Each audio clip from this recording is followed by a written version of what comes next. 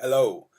Right, there's been a few people I've spoken to that are endurance athletes, cyclists, long distance triathletes, and that swear word, that one beginning with a big C, whichever way around it is on the video.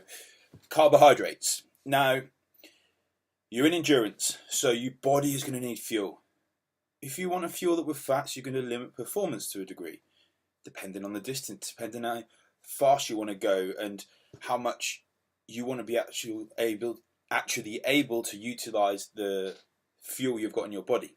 Now, one thing we see over and over again is athletes wanting to get to a certain weight, a number, on those scales for race day. Now, first off, you can fuel for performance or you can fuel for weight loss. You can train for performance, you can train for weight loss. Both of those things are completely different. Yes, some will coincide and cross over a little bit, but mainly they're different. So, carbohydrates. When you go low carbohydrates, your body is going to take water out of the muscles.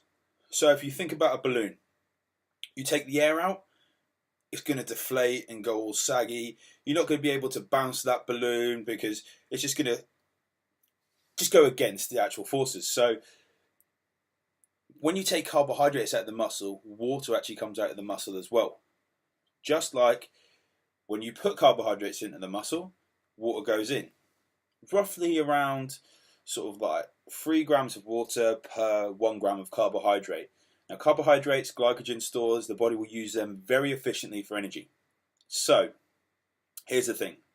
If you've been low carb for a little while, even like a few weeks, then potentially, you then put carbohydrates in, you're going to put on weight.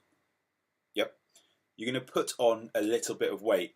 Now, that is not going to be fat. That is not going to be inefficient weight. All it's going to be is water going into the muscles so you can actually utilize that for energy.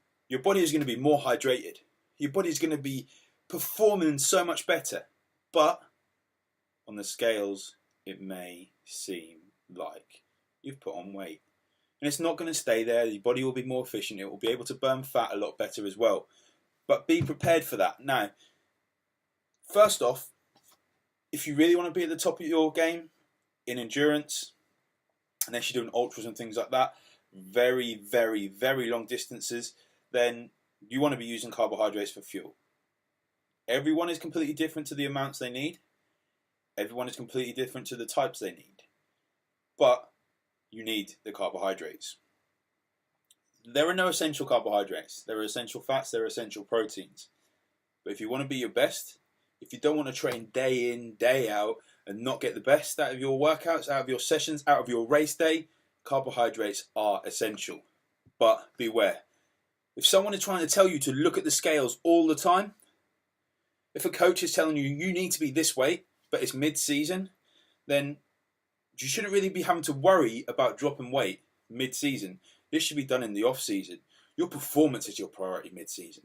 So just something just to bear in mind there. Keep carbohydrates in your system.